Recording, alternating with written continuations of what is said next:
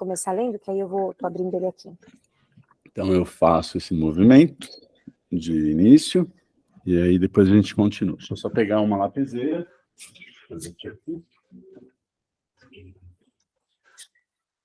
Cada acesso ao livro é uma cor de caneta ou marcação, né? A interpretação. A gente vai fazer a leitura, fica ali na página 54 do livro, no PDF. Eu preciso de referência, se alguém tiver. Eu estou no papel. Alguém tem o PDF, só para a gente deixar aqui orientada? Qual que é o nome do capítulo mesmo, William? É o 4, a interpretação, abrindo o espaço do desejo. É página 48 do PDF. Ótimo, eu vou anotar aqui. 48. Então vamos lá, vocês todos ouvem bem? Sim. A interpretação, abrindo espaço do desejo. O desejo é a própria essência do homem, Spinoza, em Ética. E em nossa técnica trata-se de um manejo, de uma interferência, ou até de uma retificação do desejo. Lacan, Seminário 10. Alguém quer fazer alguma consideração? Porque só isso já... Demanda versus desejo. Como vimos no capítulo 2, as demandas do analista nunca podem ser tomadas por seu valor aparente. Quando pede ostensivamente 2 sessões Do por analisando. semana... Oi? As demandas do analisando, você disse analista. Ato falho? Retomando, então. As demandas do analisando nunca podem ser tomadas por seu valor aparente. Quando pede ostensivamente 2 sessões por semana, em vez de 3, uma analisanda pode estar meramente cumprindo uma formalidade imposta por seu marido, preocupada em economizar dinheiro e garantir que ela não mude demais. Nossa. E não expressando um desejo real seu. Pode estar esperando, com ou sem consciência disso, que o analista discorde com veemência ou até se recuse a continuar o tratamento se a frequência original não for mantida. Mesmo que ela esteja fazendo essa demanda por conta própria, ainda assim, em certo sentido, talvez espere que o analista recuse o pedido. Esse é interessante, mas a gente depois retoma, essa nota 1. Se o analista cede facilmente a solicitação do analisando para diminuir o número de sessões, indica este que, na sua mente, o pedido foi algo muito simples. A expressão de uma necessidade real ou de uma demanda direta, e não algo potencialmente muito mais complexo, uma declaração em que pensamento e desejos rivais desempenham um papel. Na verdade, o analista tem a possibilidade de interpretar qualquer demanda feita pelo analisando como expressão de uma demanda simples, ou como expressão de um desejo, ou uma concatenação de desejos. Assim como uma plateia pode transformar em piada a afirmação de um orador, ao rir dela, ou transformar uma piada em afirmação enfadonha, permanecendo com a fisionomia impassível, e tal como a mãe pode transformar todo o choro de seu bebê num pedido de alimento, amamentando cada vez que ele chora, também o analista, como ouvinte, pode ler o que o analisando diz como uma demanda ou como uma expressão de um desejo. O ouvinte, ou o público, tem o poder de determinar o que alguém diz. É óbvio que há uma distinção entre o que um orador quer dizer, ou pretende dizer, e o que o público ouve. O sentido é determinado pelo público, ou, como diz Lacan, no locus, ou lugar, do outro. Apesar da intenção consciente de comunicar algo muito específico, o significado das palavras do indivíduo é sempre determinado por outras pessoas, pelo outro. Até aqui tudo bem, pessoal? Bem, né? É bem claro. O pesadelo do político é o modo como a imprensa ou o partido adversário distorce suas palavras, transformando-as em algo que ele não pretendeu dizer. Mas essa é a natureza da comunicação. Falamos para expressar algo a outras pessoas, mas elas determinam para a nossa desolação, muitas vezes, o sentido do que foi dito. E, às vezes, baseiam decisões sérias na sua interpretação do que dissemos. O poder do ouvinte é considerável. Também considerável é o poder do analista como ouvinte. E, por escutar constantemente as afirmações do analisando como algo diferente de simples demandas, ele pode abrir um espaço em que o desejo é vislumbrado por baixo ou por trás da demanda. De fato, como mencionei no capítulo 2, uma meta extremamente importante da análise é ir além da constância e da fixação da demanda para a variabilidade e a mobilidade do desejo. Dialetizar o desejo do analisando. Um dos meios à disposição do analista é escutar desejos potenciais por trás de cada afirmação, de cada pedido, e de tudo aquilo que o analisando tenciona apresentar como uma demanda pura e simples. Visto que eu mesmo fui analisando durante muitos anos, sei como esse método pode ser enfurecedor, às vezes, mas é a chave para levar os analisandos a sondarem seus próprios motivos de maneira mais aprofundada. Como analisando, pode-se ter a impressão de que pode-se ter a impressão de que o analista é constitucionalmente incapaz de dar nomes aos bois, ou de admitir que existem circunstâncias reais, como trabalho, dinheiro e problema de saúde, que às vezes têm impacto sobre o tratamento. Mas o analista deve manter-se inflexível em qualquer assunto que cheire à resistência. Ele mesmo destaca a questão. E, na verdade, provavelmente a maioria dos analisandos concordaria que, olhando para trás, era comum haver outros motivos por trás do que eles mesmos, a princípio, acreditavam ser simples demandas. De faltar às sessões, comparecer com menos frequência e coisas similares. Assim, a estratégia de frustrar as demandas do paciente é adotada não tanto para manter os limites da situação analítica, mas para trazer o desejo à tona. Interpretar o pedido feito pelo paciente como uma simples demanda e acender, o Pablo, e acender a ela é sufocar qualquer desejo que possa ter estado à espreita por trás dela, ou mesmo buscado se expressar. Ceder a todas as demandas do paciente pode até, no final, deixá-lo angustiado, porque quando não há falta, quando tudo que se pede é atendido, o desejo fica bloqueado. Não resta nada para desejar.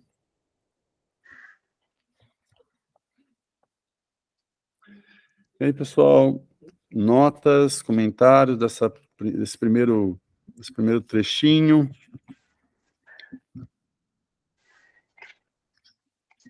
Com relação à questão da frustração aí do sujeito para a manutenção do desejo. Acho que acontece isso no movimento do pagamento, né, que o sujeito fala, olha, é tanto, e aí o analista fala, é tanto mais um, para dar algum tipo de... Acontece... Às vezes é tanto menos um, né? Depende. Depende depende do caso, né? Acho que em dias também, quando o paciente quer fazer a cada 15 dias, e o analista fala, não, é interessante que seja a semana também, exigindo aí a presença do sujeito. E vocês, que pensam?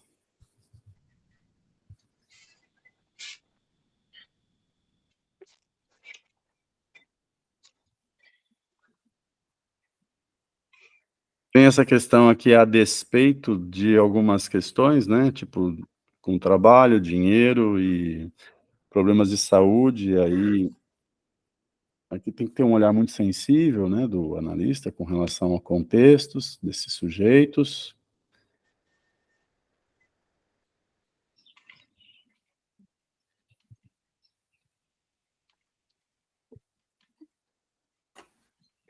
Aqui nesse trecho ele dá por implícito o conceito de desejo para a psicanálise, que o leitor não necessariamente tem, né, esse conceito. Eu acho que a gente teria que discutir o que é o desejo da psicanálise, já que ele está diferenciando demanda e desejo aqui. O Lacan vai colocar mais um termo, e aí será uma trilogia: necessidade, desejo e demanda. Então, para ele, o desejo está no intervalo entre a necessidade, que busca objetos reais, né, e a demanda, que também, de certa forma, busca objetos reais. É que a diferença é Então, que não existe, né? o Não que é o lugar de desejo, estar. né? Interessante esse movimento, né, que ele pontua como desejo, como demanda é algo que fixa, né? E como analista, não respondendo a tal demanda ou não. Isso é uma questão, né, que alguns profissionais às vezes falam: ah, mas eu não tenho como ignorar o que está acontecendo com o paciente. Não é sobre o ignorar. Existe uma realidade, né? O que ele sempre traz. Existe um social, existe uma dor real, algo que, por exemplo, o Covid, né? Não tinha como ignorar a pandemia e pensar só numa questão de desejo inconsciente, de uma angústia por falta de, né? Por falta de desejo. Então existia uma coisa concreta. Mas ainda assim, como aquele sujeito está posto diante daquilo que acontece no mundo, né? Então, eu acho que é um lugar de uma prática para o analista que é bem delicado e muito importante, né? Que não é, como alguns dizem, nossa, os lacanianos são frios, que parece que ignoram a realidade, e não se trata disso, mas também o analista que não é tomado por isso, né? Fica ali às voltas com esse âmbito não da realidade psíquica daquele sujeito, mas daquilo que traz como que acontece, né? O trabalho é o outro, colocando assim, né? É o outro. Então, o trabalho é o outro como o outro mesmo. Enfim, as mazelas ali.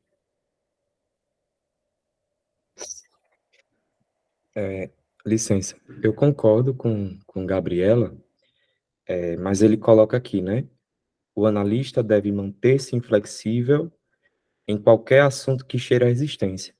A gente sabe que existem contingências aí da vida, né? Coisas que acontecem e que a gente deve sim levar em consideração na clínica, mas tem uma coisa da repetição também ali, né? Quando se vai tratar do pagamento da sessão, ou da falta, ou do que for, como a gente leva em consideração o 1 a 1, né? Escutar e observar bem o movimento daquele paciente, né? Para mim, particularmente, é muito difícil, às vezes, lidar com algumas coisas, porque, às vezes, o paciente chega muito fundamentado do que de determinadas circunstâncias mesmo da vida. E, às vezes, a gente fica, será que é? Será que não é? O que a gente vai fazer, né? Enfim, mas muito bom essa parte aí.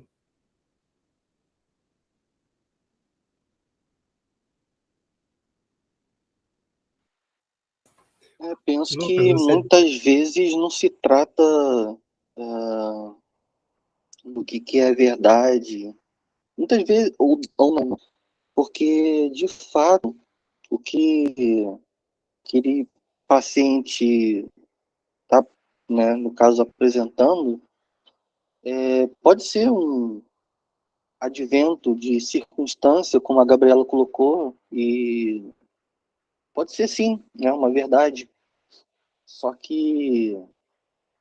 E aí eu começo a pensar, né, nesse registro do imaginário, nesse momento onde o paciente está, né, demandante, onde se fala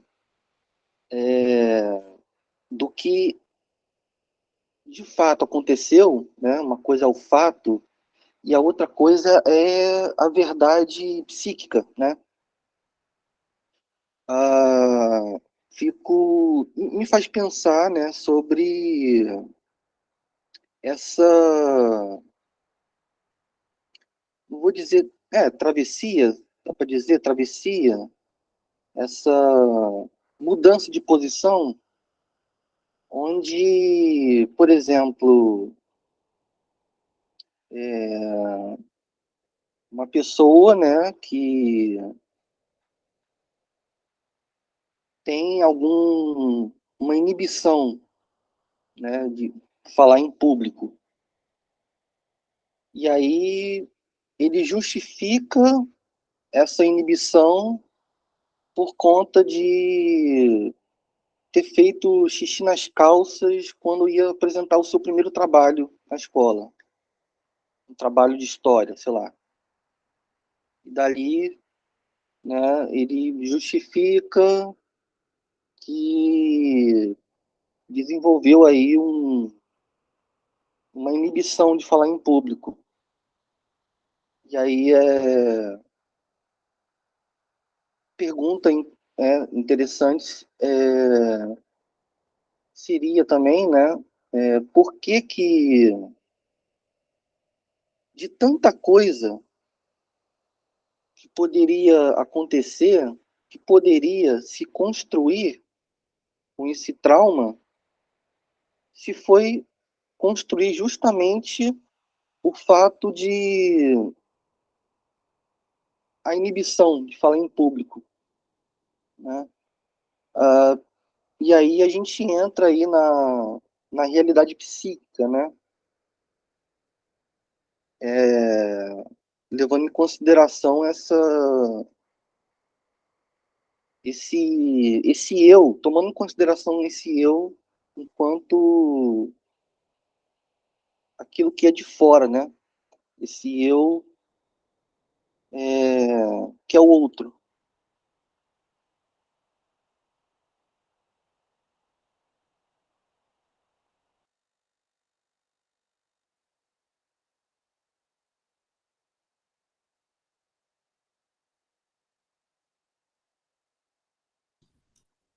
Mas acho que a primeira pergunta, o Denis, do Val, que é a diferenciação entre desejo, vontade não, necessidade, né? Desejo, necessidade, da demanda, quais são, como ver isso? Como analista poder diferenciar o que é um movimento de resistência, como ele perceber essa questão da resistência e dar margem para que o desejo do analisante compareça ali. Acho que essa é uma... Justamente isso, o William. Como você bem lembrou, nessa mudança de posição, é possível, né, que o sujeito pergunte o que isso tem a ver comigo, né? E aí a gente entra no terreno do desejo. Quando isso, na linha de raciocínio, né, que eu estou colocando, a gente, né, pode visualizar aí um sujeito que já não está mais nesse terreno da resolução do problema, e sim a pergunta, né, sobre si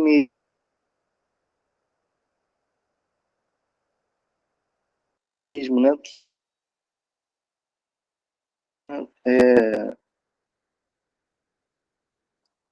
sobre esse desejo, né, o que isso, o que acontece que faz para que eu haja dessa maneira, né?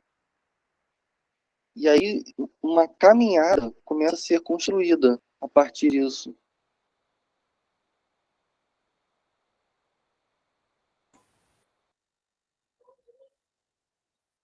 O William citou a questão do pagamento, né? Ela é interessante, porque muitas demandas dos analisandos vêm em direção ao analista em relação a essa questão. E aí a dificuldade nossa, né? O Lucas estava falando do que é para ele uma dificuldade particular, mas eu diria que é uma dificuldade de todo analista, né? lida com a questão do pagamento. Melhor que essa dificuldade esteja maior do lado do analisando, né? E que o analista não tenha tantas dificuldades, para além daquelas que são da realidade, como, por exemplo, tentar discernir o que são questões efetivas do dinheiro para aquele sujeito, do que são as questões que envolvem a demanda como alienação do desejo dele. Essa é uma das definições da demanda, né? É o desejo alienado. Embora o desejo, em alguma medida, precisa estar alienado, o problema é quando o desejo se aliena de um modo muito intenso. É isso que a gente descreve como demanda. Inclusive, nas relações amorosas, a gente vê muito bem, né? O que é essa alienação do desejo na demanda, no círculo infernal da demanda, né? Onde o sujeito, a criancinha mostra bem isso, mas os apaixonados também. Ele quer sempre mais do outro e nada que o outro dá diante da sua demanda o satisfaz. É bem aquele poema de Drummond, né? Preciso que você diga que me ame, né? Se você não me disser que me ame a cada 5 minutos, como é que eu vou saber que de fato você me ama, né? Sim, Não lembro exatamente os versos, mas... bom exemplo. Mas então, na análise, a questão do pagamento, né? Diferenciando demanda e desejo, eu posso trazer 2 exemplos para diferenciar essas 2 possibilidades. Um desses exemplos é de um analisante meu, já com alguns anos. Ele foi fazer um doutorado na Europa, né? E num dado momento do processo analítico dele, ele desiste do doutorado. E isso foi fruto da análise no sentido de que era muito mais demanda dos pais do que dele de fazer, inclusive naquela área, né? Só que isso teve um custo alto financeiro para ele, que tinha uma boa bolsa de doutorado, né? Voltou para casa, como ele diz, com uma mão na frente e outra atrás, e aí ele me demanda, no sentido de não posso mais pagar esse valor. Então, a gente combina um outro valor bem abaixo do que ele pagava, né, para ele continuar a análise, sendo que isso foi fruto da própria análise, né, essa decisão. Então, é uma demanda que o sujeito nos faz. Só que há demandas e demandas, né? O outro exemplo é de uma analisante que não tem problemas maiores financeiros. E num dado momento do processo, ela questiona por que ela paga o que ela acha muito caro. Só que nesse caso, junto com outros conteúdos da análise dela, a gente percebe muito bem que é a questão amorosa na via da demanda. Como quem dissesse, né? Se você me ama mesmo, você tem que me cobrar menos. Então, na escuta desse caso, não faz sentido responder a essa demanda de diminuição do valor da sessão.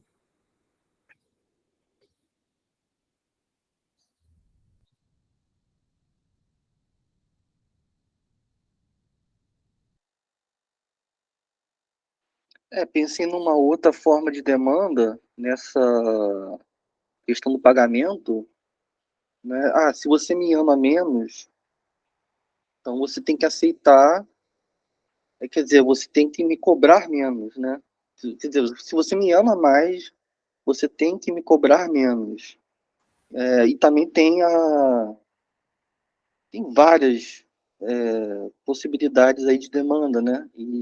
Só que me fez lembrar, né? Se você me ama mesmo, você tem que aceitar o valor que eu estou pagando.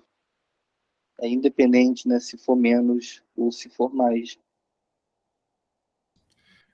Aqui eu vou colocar uma questão de problema, né? Problematizadora, que é, no caso, nesse caso do pagamento, mas nessa dimensão de como o analista vai articular o pagamento junto com o manejo dele, em casos que as pessoas recebam 100 mil reais por mês, né? Elas têm um valor aí, no caso de juízes, às vezes, que recebem um valor consistente, né? Muito alto, comparado com a população.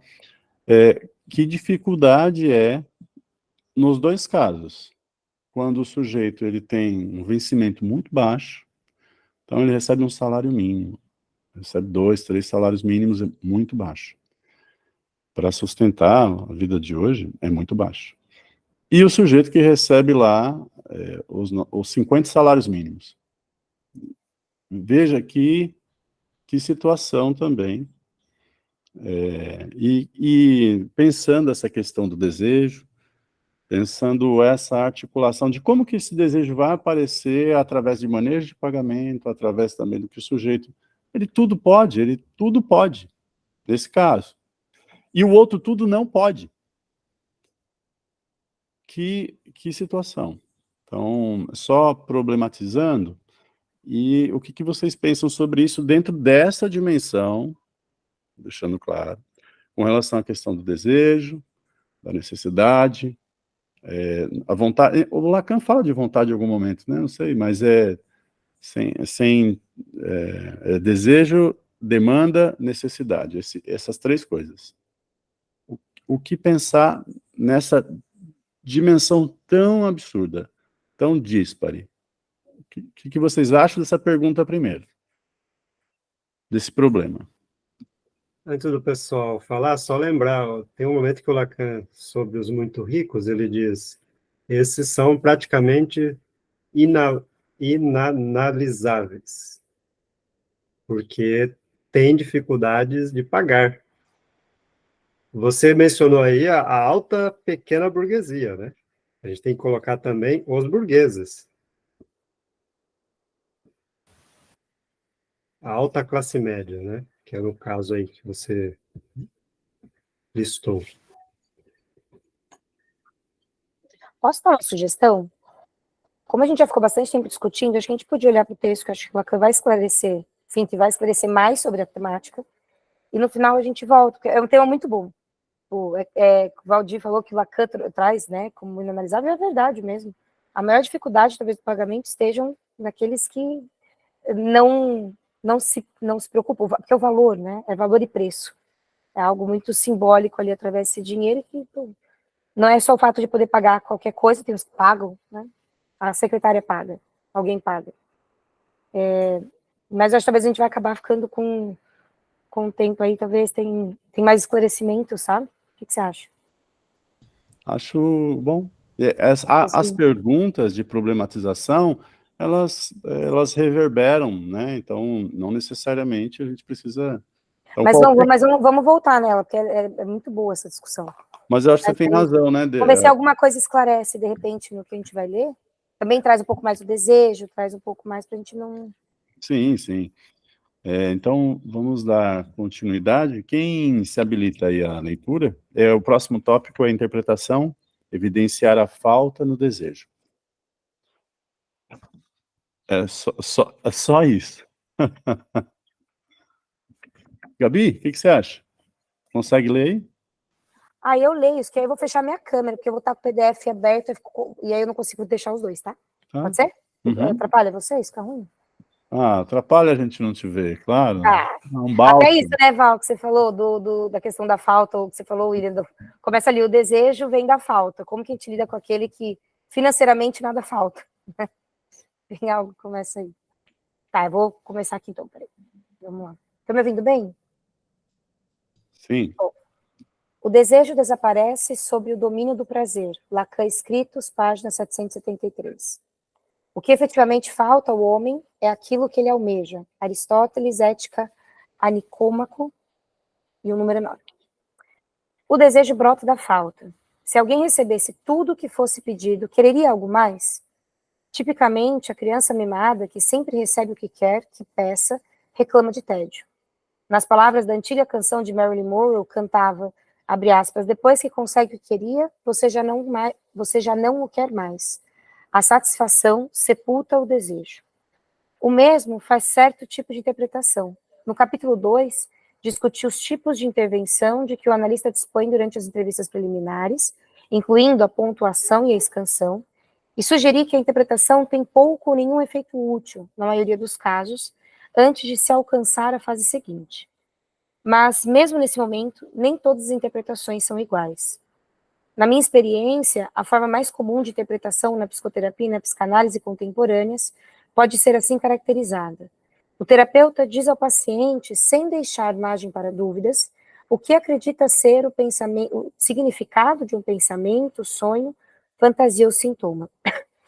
Alguns terapeutas esperam o paciente chegar muito perto de fazer a mesma interpretação, com isso assegurando que ele a compreenda mais ou menos de imediato. No entanto, o terapeuta, como ouvinte ou grande outro, geralmente fornece um sentido muito específico e comunica ao paciente que esse é o verdadeiro significado. Entendida dessa maneira, a interpretação é familiar para os pais que acalmam os filhos quando eles têm pesadelo, interpretando-os para as crianças. Esses pais procuram oferecer uma interpretação simples e tranquilizadora, destinada a acalmar o nervosismo da criança e lhe dar algo tangível a que ligá-lo. Um programa de televisão visto mais cedo naquele dia, um personagem de conto de fadas ou algo assim. Os pais que fazem essas interpretações podem saber ou não que ao prenderem uma associação possível ao sonho, estão bloqueando o caminho de outras. Por exemplo, o fato de que o personagem assustador do conto de fadas foi associado na cabeça da criança ao seu pai. Mas a preocupação dominante neles é muito prática, acalmar os filhos. O filho.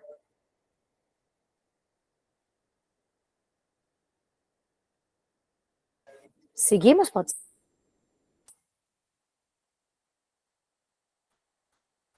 A interpretação como fala oracular. Tá certo, né, gente? Não tem problema o meu PDF, né? Uma interpretação cujos efeitos são compreensíveis não é uma interpretação psicanalítica. Pelo exemplo que forneci, deve estar claro que esse tipo de interpretação tem alcance bastante limitado, servindo apenas a fins imediatos, como permitir que a criança volte depressa a dormir. Segundo Lacan, na situação analítica, a interpretação em geral deve servir a um propósito muito diferente. Em vez de fixar um significado em particular, ela deve procurar sugerir numerosos significados. Fixar um significado acarreta o que eu chamaria de ajustamento, entre aspas, no ego do analisando. Este aprende que o analista o vê ou compreende seus sonhos de determinada maneira e tenta encaixar isso em sua autoimagem. O analisando ajusta suas ideias conscientes de quem e do que ele é de acordo com as ideias do analista. Aqui, o analista desempenha o papel do grande outro, do ouvinte que determina o sentido do que o analisando diz. O analista não atribuiu o papel do grande outro ao inconsciente do analisando, mas sim o usurpa. Para adotar uma postura lacaniana, por outro lado, o analista tem que desempenhar o papel do grande outro, que escuta no pedido do analisando algo diferente de uma simples demanda, e tende a abdicar desse papel quando se trata de interpretar. Dar ao analisando significados claros e pré-digeridos instituem o tipo de dependência da qual só se abre mão com enorme dificuldade. O analisando aprende que só precisa pedir uma interpretação para recebê-la, sendo o analista identificado como aquele que sabe, o vaso cheio, enquanto o analisando o vaso vazio não sabe nada senão o que o analista comunica. Nada cria uma relação mais pai-filho ou aluno-professor entre analisando e analista do que isso. Nada fomenta maior dependência que isso, infantilizando o analisando desde o começo e transformando a análise num processo parental ou educacional estruturalmente interminável. Nada alimenta as demandas do analisando mais depressa que isso, levando a um círculo vicioso de demanda do analisando e resposta do analista, ação e reação, no qual o analisando acaba dominando por completo o analista. Um sinal típico de que uma análise chegou a essa situação é quando o analista dedica um tempo enorme, fora das sessões, à tentativa de interpretação do caso, para ter algo a oferecer ao analisando na sessão seguinte. Em vez de dar o significado ao analisando às colheradas, independentemente de quão brilhante e perspicaz seja esse significado, o analista deve despertar a curiosidade do analisando e dar partida no processo associativo desse. Deve interpretar de tal modo que o analisando tenha de trabalhar muito para tentar discernir o sentido das interpretações do analista. Isso é feito pelo oferecimento de interpretações que sejam enigmáticas e polivalentes. O analisando tenta decifrá-las no nível consciente, como é inevitável, mas também no nível inconsciente. Tais interpretações repercutem, põem o inconsciente para trabalhar. Os processos conscientes de pensamento, que abominam a ambiguidade, os sentidos múltiplos, comprometidos que estão com a convicção de que sempre deve haver um significado verdadeiro, logo se frustram e param. O inconsciente, no entanto, é acionado, e as palavras enigmáticas ditas pelo analista encontram o caminho dos sonhos e fantasias produzidos daí para frente. O pensamento racional, entre aspas, dá lugar ao processo associativo do desejo inconsciente. Uma ampla gama de psicanalistas aceita a concepção freudiana de que a interpretação é menos verdadeira ou falsa, correta ou incorreta, do que produtiva ou improdutiva. Mas a produtividade da interpretação está no nível das formações do inconsciente, e não do discurso do ego, o qual testemunhamos em afirmações do tipo: estive pensando no que você disse ontem, concordo em alguns aspectos, mas... O que nos interessa é o que o inconsciente do analisando acha da interpretação, ou seja, o que é visto ou projetado por seu inconsciente quando lhe é concedido o papel de grande outro. Aqui, o grande outro que sabe. Daí a descrição lacaniana da verdadeira interpretação analítica como, abre aspas, fala oracular, fecha aspas. Tal como o oráculo de Delfos, o analista diz algo polivalente o bastante para que tenha repercussão mesmo não sendo compreendido, para que desperte a curiosidade e o desejo de saber por que o analista disse o que disse, para que o convite a novas projeções. Deixe-me ilustrar a colocação de Lacan com uma interpretação totalmente não oracular, feita por alguém a quem supervisionei em certa época. Ela funciona quase exclusivamente no nível do significado, o nível em que o terapeuta simplesmente fornece o significado da fala do analisando. A paciente era uma moça que gostava de fumar maconha com um grupo de rapazes, entre parênteses. Entre aspas. O terapeuta lhe disse que ela estava usando a maconha como fuga. A parte do fato de que, até esse momento, nada no discurso dela havia sugerido tal interpretação, que mais refletia os preconceitos do terapeuta que a situação da paciente, a afirmação do terapeuta desprezou o nível oral da experiência com drogas e as possíveis conotações sexuais e sociais do grupo de rapazes.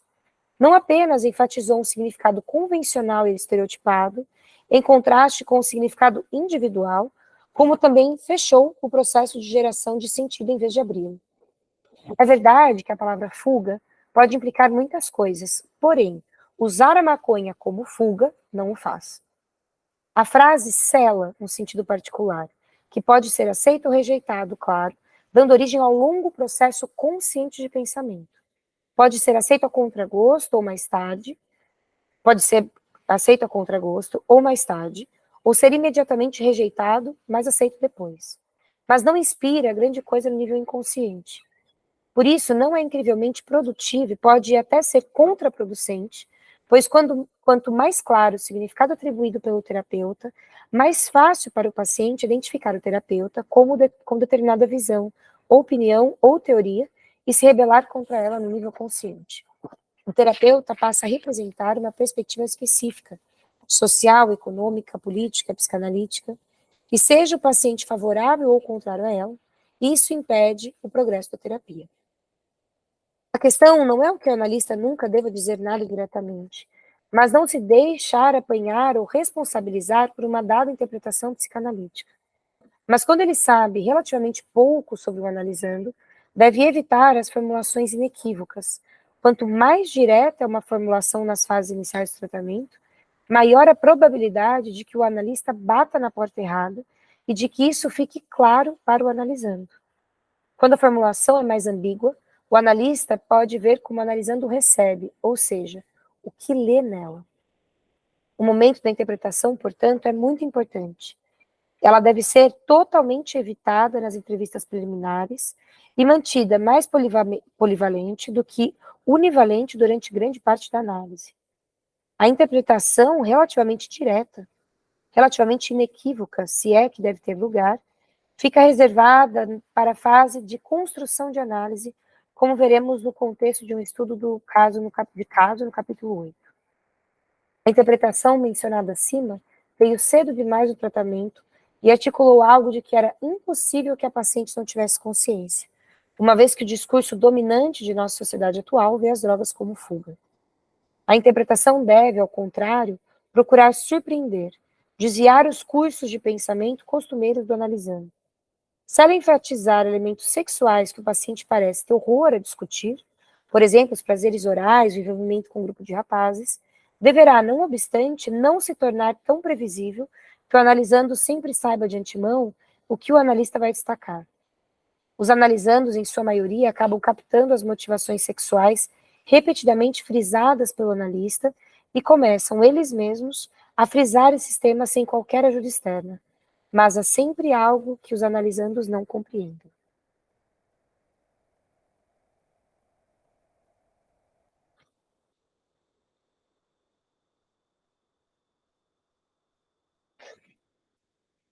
E então?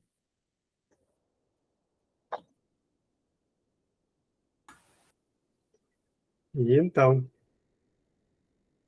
Fala, Val. O Brasil quer te ouvir.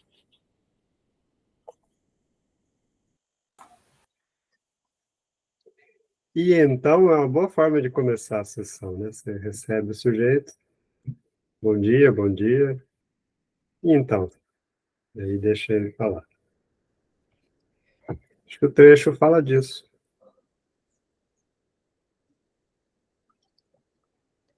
Ontem, minha paciente falou assim, Valdir, e então é uma forma tão conclusiva de se iniciar a sessão?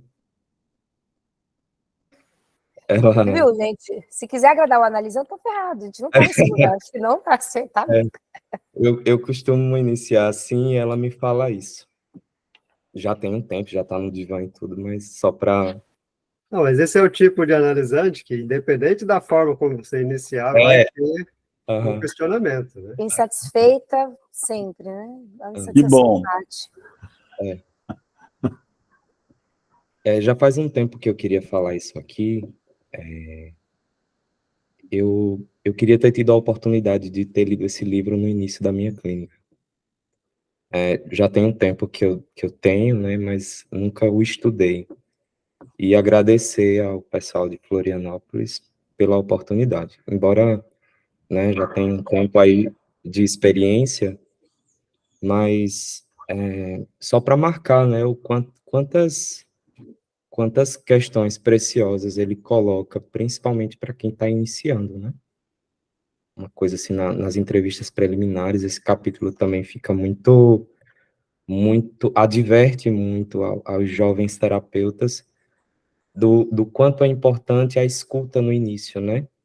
Porque quando a gente inicia, a gente fica naquela questão, né? O que é que eu vou falar? Como é que eu vou lidar com o silêncio do analisante, né? Como interpretar, como cobrar, como lidar com a falta do paciente. E é muito bom esse texto.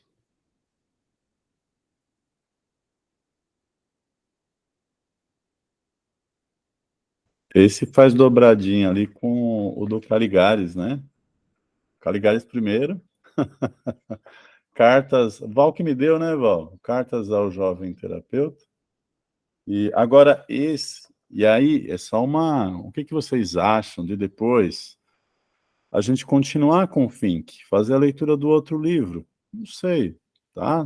Eu sei que ele é técnico e é uma questão, às vezes é situado, mas depois a gente abre para outras possibilidades. Só a gente pegar e fazer uma leitura de Fink e termina. Ele tem 2, 3 obras, né? Então, as que chegaram para nós traduzidas, fica aí a possibilidade. Obrigado, Lucas. Para a gente também É um prazer.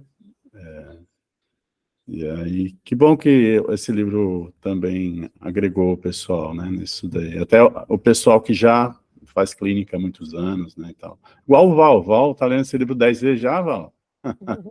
Gabi, o Mas Pablo. ó, o analista também tem o campo da necessidade, né, gente? Quando a gente começa a clínica, a gente precisa de uma coisa mais técnica ali. Justamente porque eu acho interessante, apesar de ser técnico, né, William? Ele traz isso que abre. O tempo inteiro não é, né, esse conclusivo de faça isso. Pelo contrário, não faça isso. Do resto, tem algo de estilo. Tem algo, né, que a Fê balançou a cabeça, né? Que é essa angústia de todo jovem do início da clínica, tipo, cara, mas o que eu tô fazendo? Como que é isso? Porque tem algo de estilo que se constrói e do analista que se constrói com o analisando, né? Esse que o então, é conclusivo. Você muda, você escuta, silencia. E aí, cada analisando te convoca de um lugar. A questão é que a gente tem que saber o nosso sempre, né? Isso é muito legal, Lucas, ouvir isso, porque também, quando eu li, que a gente vai lendo, né? O Lacan e os seminários e tudo mais, e aquilo vai trazendo tantas elucidações e tantas questões. E tem hora que a gente precisa também de algo que nos ajude a pensar um pouco mais, né? Então, são questões diferentes que são postas. Então, os textos do Fink são muito legais mesmo.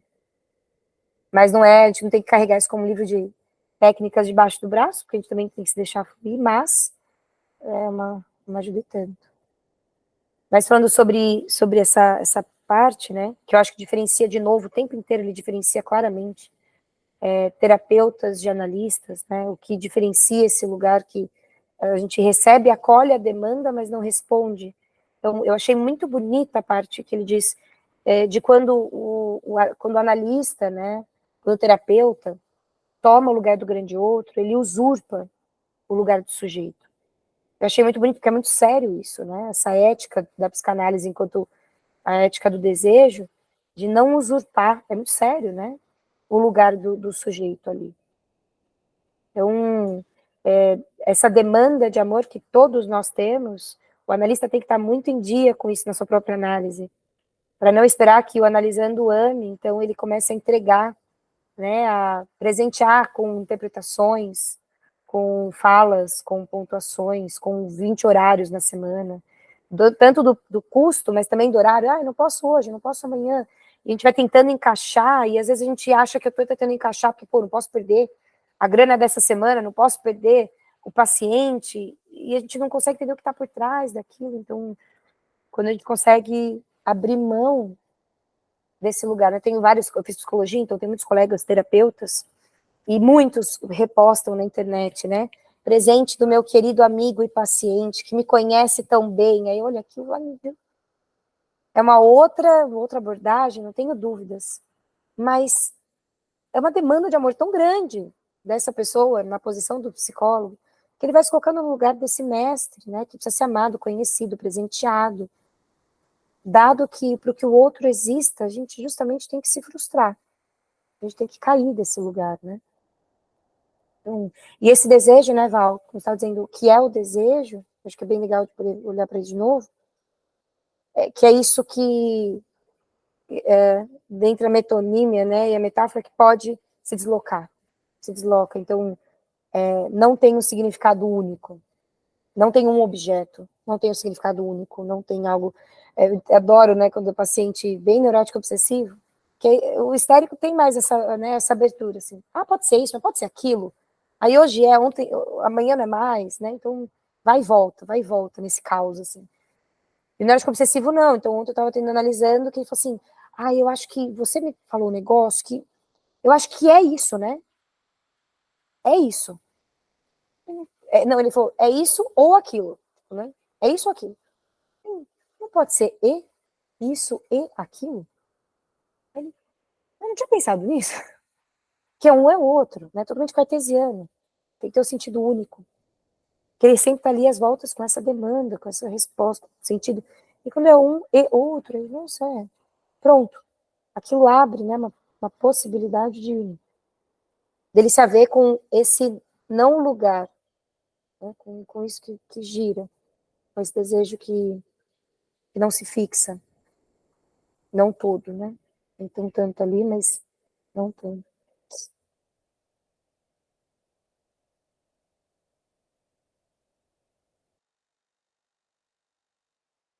Excelente consideração, Gabriela. Essa dos múltiplos sentidos, dar lugar para os múltiplos sentidos, né? Do não lugar. Isso é uma coisa que eu, inclusive, experienciei muitas vezes, acho que não só na clínica analítica, né? Mas é uma. Assim, em outros espaços terapêuticos, por assim dizer, né? Também. E eu acho que é uma aprendizagem, assim, até de deslocamento narcísico, por assim dizer, né? Que é a gente entender que a gente não é senhor do sentido, né? Então, às vezes a gente pensa, não, isso aqui pode ter mais de um sentido, pode ser mais isso, pode ser aquilo, eu posso estar me defendendo ao interpretar isso, eu posso, né? Então é só isso, no lugar, pode ser isso, às vezes até em conversa com amigos, né? A gente tá, amigos psicólogos, né?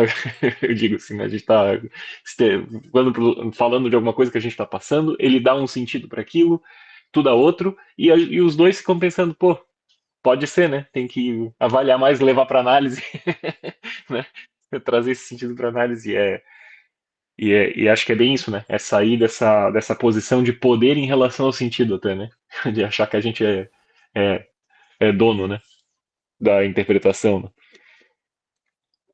Eu tenho uma analisando que ela foi recentemente diagnosticada por um psiquiatra como autista, ela é adulta.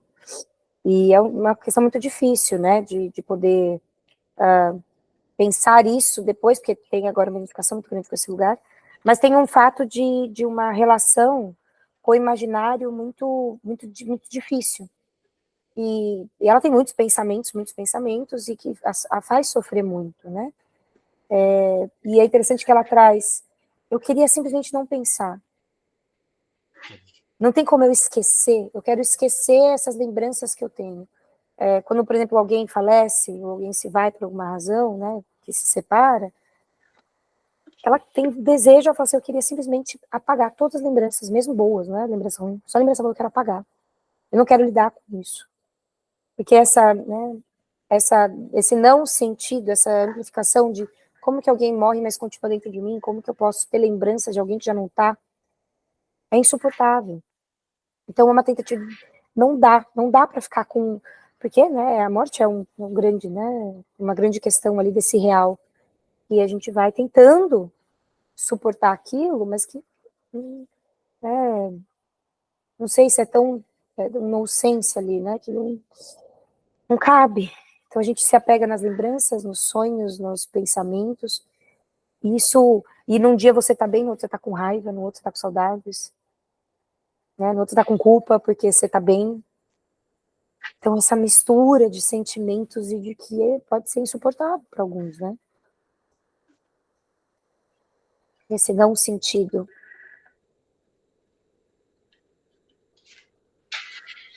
Como é trabalhoso, né? Como dá trabalho não entender, né? Me lembra algumas linhas da Clarice Lispector sobre o não entender, né? Em que ela diz que o bom é ser inteligente e não entender. É uma bênção estranha como ter loucura sem ser doida.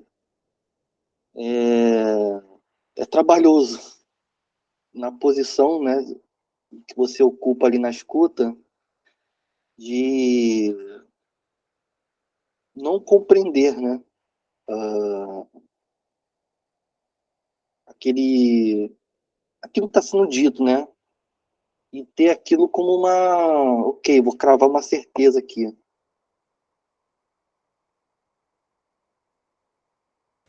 Exatamente, Denise. Sustentar esse lugar é muito difícil, né?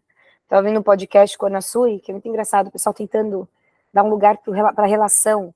Mas se você entende que o outro é abusivo, fala, gente, o outro pode ser só um escroto, não precisa ser um abusivo, ele pode ser um cara muito idiota, uma mulher muito idiota, mas não é abusivo. E eles tentando dar um lugar, aí no final a menina fala, então no fim a gente não sabe se relacionar. Ela falou, não, a gente não sabe, não tem uma fórmula para se relacionar. A gente vai tentando, né?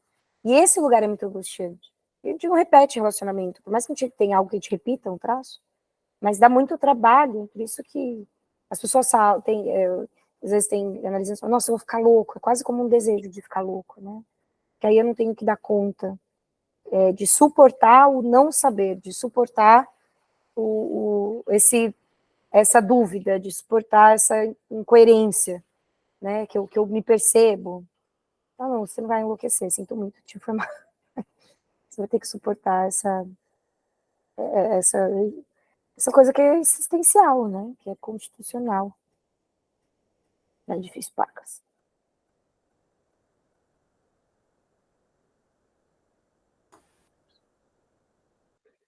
Eu acho que o Fink está trazendo aqui dois conceitos dos mais difíceis da psicanálise, que é o de desejo e de interpretação, e eles estão relacionados, né? O título do seminário 6 se chama O Desejo e Sua Interpretação. E vejam o duplo sentido aí. Então, um dos sentidos do título é o desejo é que interpreta, em última instância. Não é o analista, como ele está discutindo aqui. Esse analista que interpreta não é analista. Isso aqui é, principalmente nos Estados Unidos, né, a psicologia do ego, onde a psicanálise foi né, destruída e se tornou uma interpretose, a partir de conceitos supostamente psicanalíticos, né? Quem assistiu o meu mini curso sobre a teoria dos discursos, é discurso da universidade, é o saber objetalizando o sujeito. E no lugar da produção tem o sujeito suprimido, então não tem espaço para o sujeito. Esse exemplo que você trouxe, Gabriela, de dizer não pode ser e, eventualmente a gente pode fazer isso, né? Ajuda o sujeito a se deslocar um pouquinho ali. Mas ainda não é a interpretação psicanalítica, né? É uma ajuda para o sujeito se deslocar de um certo sentido que está fixado para ele, né? Ou isso ou aquilo. Porque a interpretação é aquilo que vem do outro. No outro como simbólico, né? Que só aparece se o analista não aparece como saber, como poder. Isso é o desejo. O desejo é essa capacidade de se deslocar no sentido.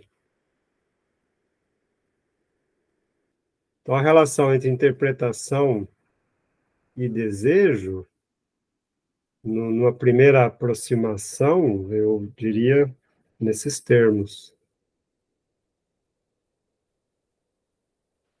Nossa, isso é aterrorizante, desesperador, principalmente quando você está atuando, né, no manicômio.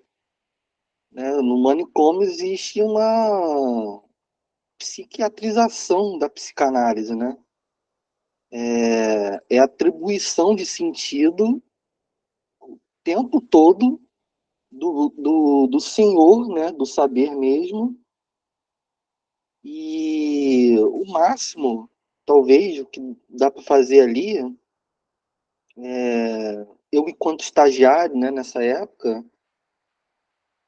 ser uma espécie de mais um nas reuniões de equipe, porque é muito, não só a interpretação, né, a partir dos próprios conceitos sendo distribuídos, né, a, a vontade, assim, né, muito confortavelmente, mas é também moralizante, completamente moralizante, né? Um paciente que tem uma longa internação,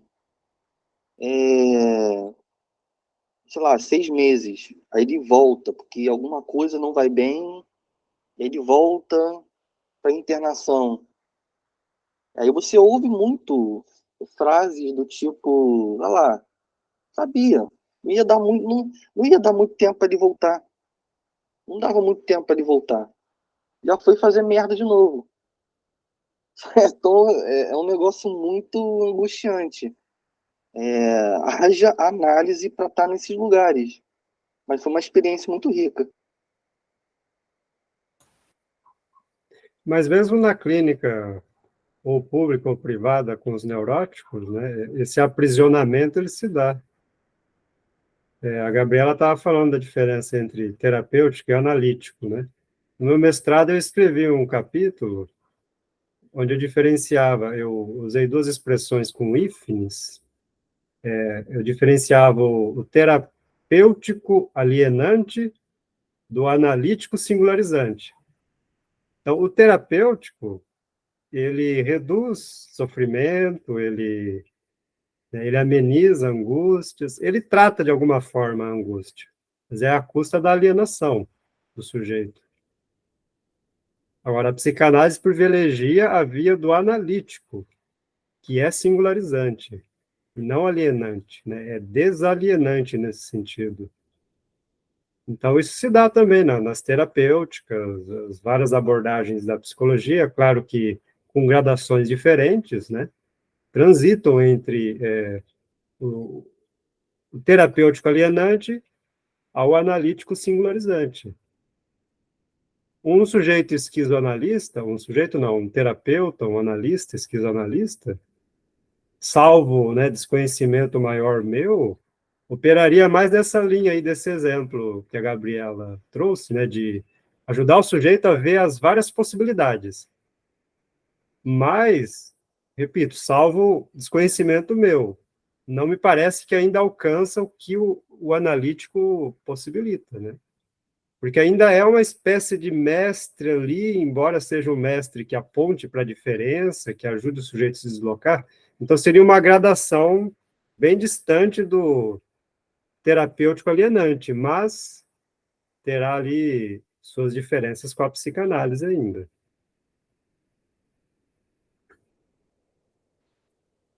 Nesse sentido, o Valdir, dá para afirmar que a psicanálise anda quando a psicoterapia fracassa?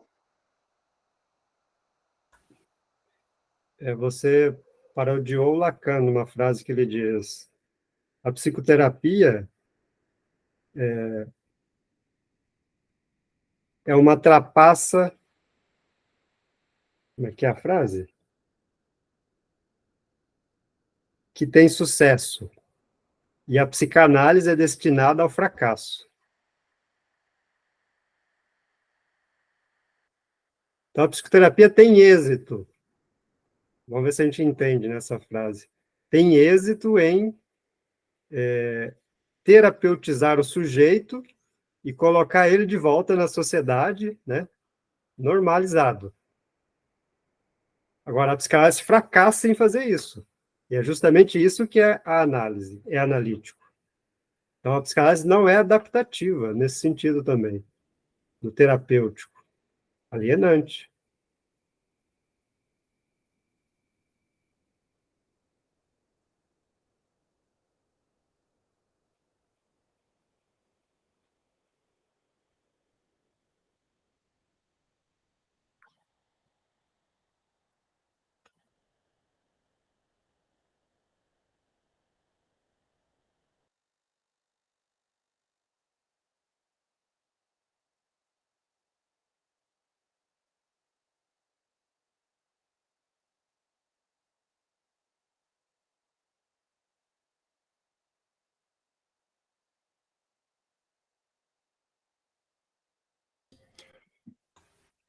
Esse é um Vocês acham? silêncio de reflexão? Que silêncio é esse? Eu adorei esse silêncio. Silêncio desalienante. Gabi, o que vocês acham, pessoal, de a gente continuar? A gente já tem 10:16, acho que dá para ler ainda o trechinho. Agora eu perdi. Finalzinho ali, a interpretação bate no real. O que vocês acham? Pode ser.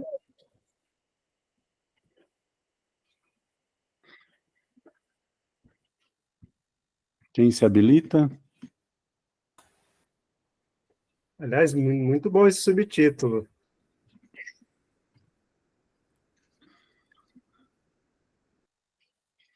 Só no subtítulo já dá para apanhar bastante, né? Apanhar várias coisas aí. A Fernanda levantou a mão. Pode ser você, Fê. Eu posso sim, claro.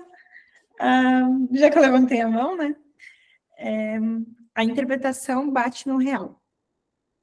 Uma das observações mais notáveis de Lacan sobre a interpretação é que ela bate no real. E uma das coisas que ele pretende dizer com isso é que ela bate naquilo em torno do qual o analisando gira repetidamente, sem conseguir formulá-lo. Há momentos em que o analista tem a impressão de que o analisando volta reiteradas vezes a alguma coisa, abordando-a por numerosos ângulos, mas sem nunca se dar por satisfeito com o que consegue dizer sobre ela. O real lacaniano, tal como o manifesto no discurso do paciente,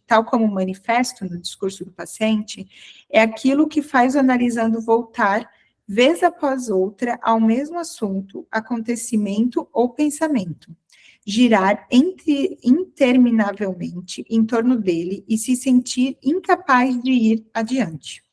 O paciente se detém nisso e se sente entravado, com algo em essencial que permanece não formulado, com algo de essencial que permanece não formulado. Num caso assim, se o analista tiver uma boa ideia do que é aquilo em torno do qual o analisando gira sem parar, ele pode oferecer uma interpretação que tente enunciá-lo. Sua mãe virou você contra o seu pai. Eis um exemplo de uma interpretação que fiz a uma analisanda, cuja análise é descrita com alguns detalhes no capítulo 8, que havia ficado com uma raiva crescente da mãe após passar anos sentindo pena dela como vítima da ira do marido.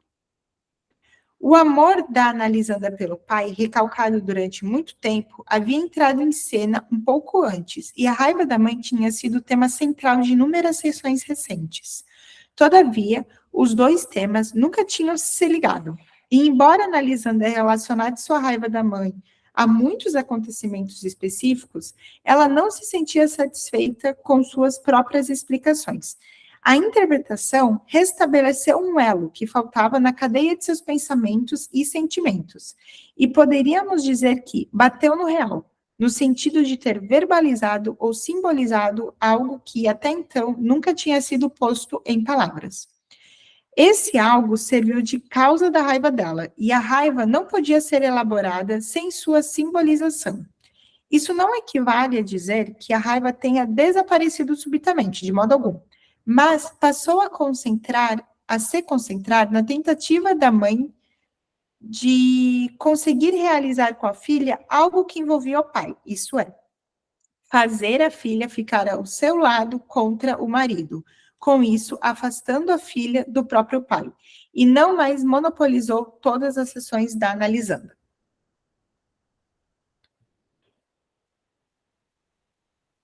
Quer algum pontuamento sobre esse recorte? Pode seguir, Fê. Ok, obrigada, Gabi.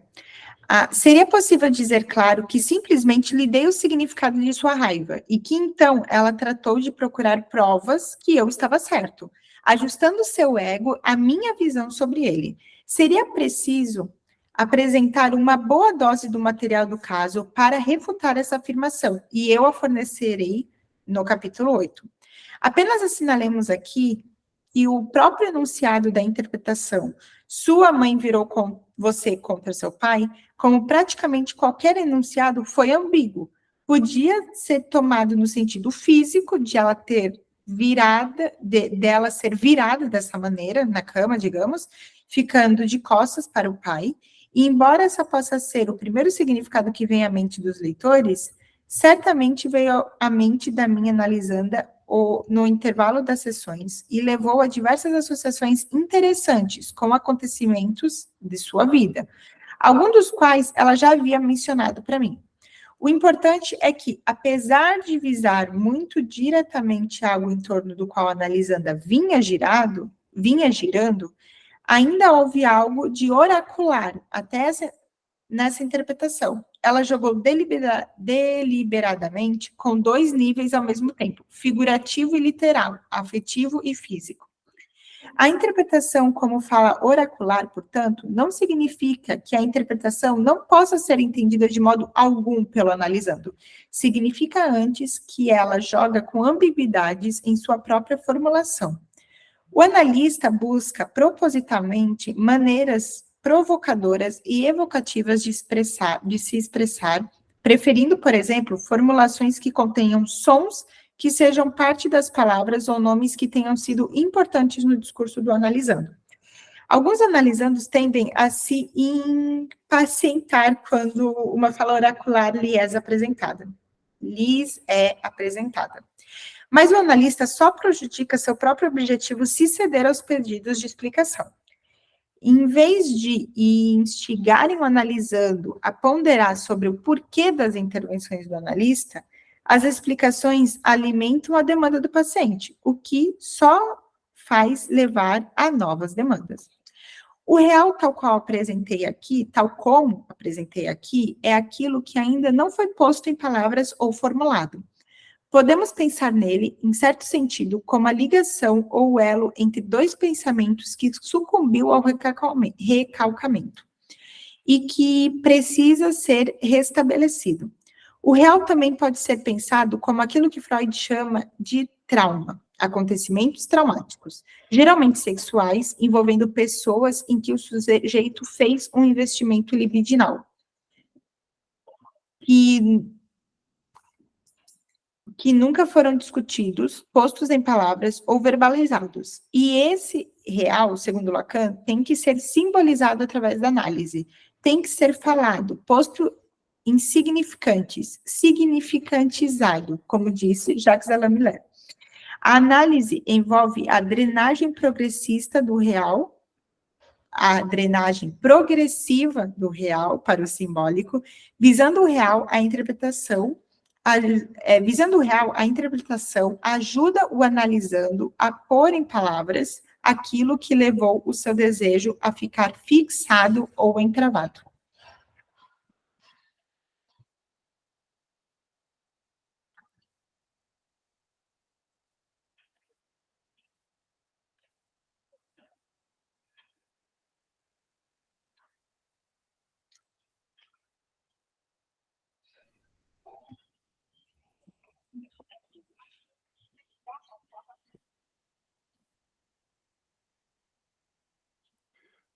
Depois do alienado do Valdir, todo mundo em silêncio. Pessoal, a gente tem 10 horas e 25 minutos, a gente ainda tem tempo para alguma consideração. Gabi? Eu não vou conseguir considerar, porque eu tenho um paciente daqui a 5 minutos. Só acho uma questão que a gente pode voltar no próximo sobre essa, dar significante ao real. Acho que esse é um ponto muito importante e difícil, né, de poder fazer com que aquele significado, né, o analisando saia desse campo do significado, desse signo fechado, para poder dar significantes, né, para esse real. É um ponto importante esse. Eu poderia pedir, Val, se você podia falar para a gente sobre o real no próximo encontro. É um pedido. O que vocês acham, turma? Mandando a real, acho que sim.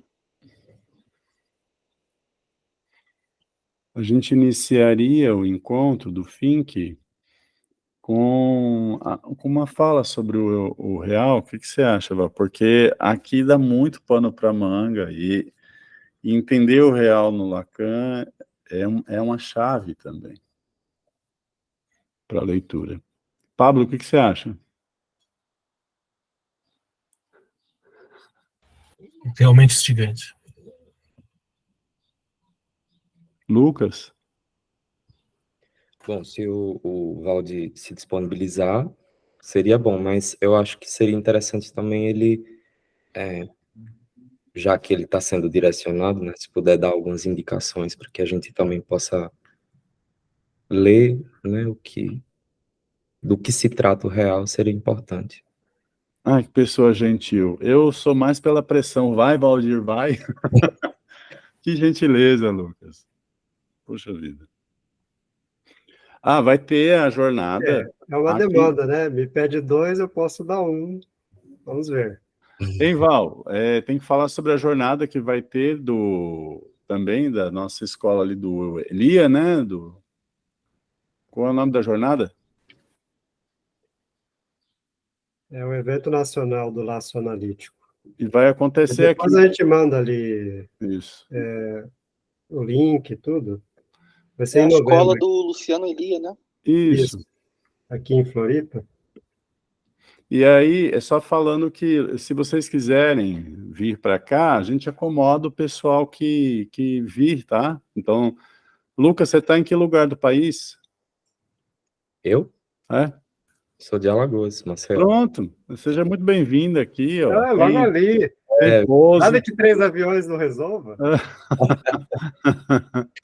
É igual viajar para fora. E os demais também, tá? Que não estiverem aqui, o Lucas, por exemplo, que está logo ali também no Amazonas, seja muito bem-vindo, Lucas. Tem pouso aqui. Tá? Pode vir titio, mamãe, vovó, namorada, namorado, quem for, tá? Fica à vontade. Aí a gente vai tudo ali pro evento também. E faz um dia de leitura presencial, igual a Fernanda já deu o exemplo aí, a Fernanda e a Marise. Tudo bem. Ficamos por aqui hoje. Só queria comentar perdão. Uma leitura sentado na grama, né? Como se você leu do outro dia lá, né, William?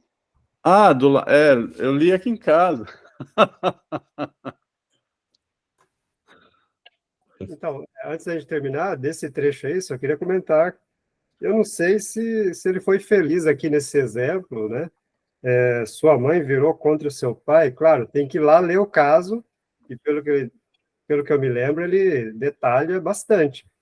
Mas aqui, nesse momento, depois de tudo que ele já disse, não é o paradigma da interpretação psicanalítica isso aqui, né? Para a gente não se iludir, e vai até contra o que ele estava falando antes, desse analista que dá o sentido de modo taxado. Mas é claro que, no caso a caso, de situação em situação, isso poderia ter acontecido e, de fato, ter tocado no real como intervenção do analista. Mas aqui não tem dados suficientes para a gente entender isso. Me pareceu ser um caso já de tempo, né, em acompanhamento, para ele ter feito Aí algo. entraria no sentido disso que ele menciona antes aqui, que é a construção e análise. Mas isso é em casos muito avançados do processo analítico, né?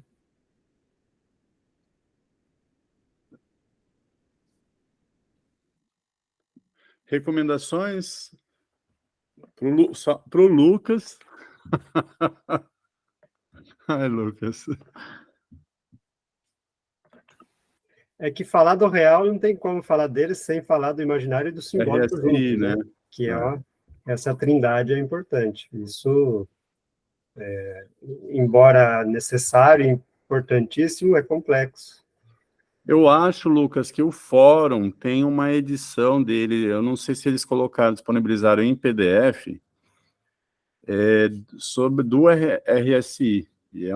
Aí tem o RSI e ainda um outro texto que é um acréscimo ali de algumas explicações. Então, são 2 volumes para poder trabalhar com esse RSI.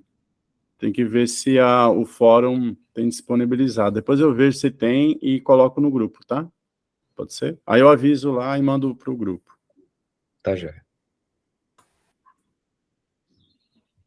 Eu posso explicar o RSI em 30 segundos? A versão mais minimalíssima possível. O real é o sem sentido, o imaginário é o sentido, e o simbólico é o duplo sentido. Então, mais pega o microfone. Resumido possível são essas as definições. Microfone, Val. e sai.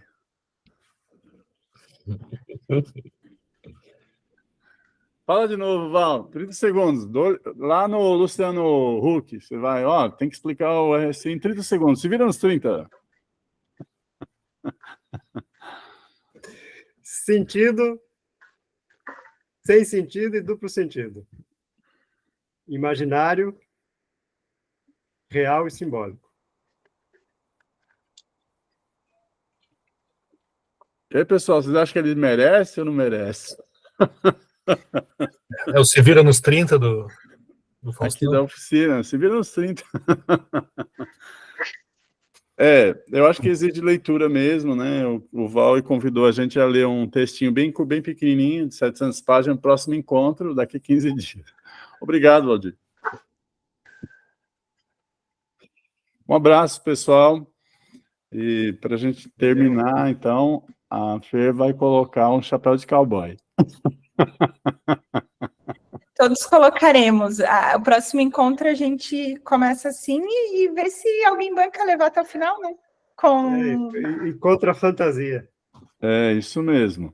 Então, Gente, me explica como é que foi isso. Eu já não acordo muito, vamos dizer assim, num plano cartesiano adequado. Né, de manhã não funciona muito bem. Aí quando eu entrei na live, tava gente de bigode, de chapéu. Eu falei, o que tá acontecendo, cara? Eu tava tentando entender como é que o mundo funcionava depois que eu abri o olho. E de repente eu entrei na dimensão do real, né? Sexta-feira. Aí se a gente for usar era fantasia, isso. eu ligo até a Sexta-feira. câmera. Aí pronto, se usar fantasia, a Elô usa até a câmera. Vamos tentar então bancar. Quando formos falar de fantasia, todo mundo aí com alguma. Eu quero ser um morango. Perfeito. O morango achei. Eu não sei como que liga isso no meu. Será que o meu tem isso? Tem, Todo mundo vai tem? nos 3 pontinhos, aí você escolhe aplicar efeito visual e escolhe seu efeito visual.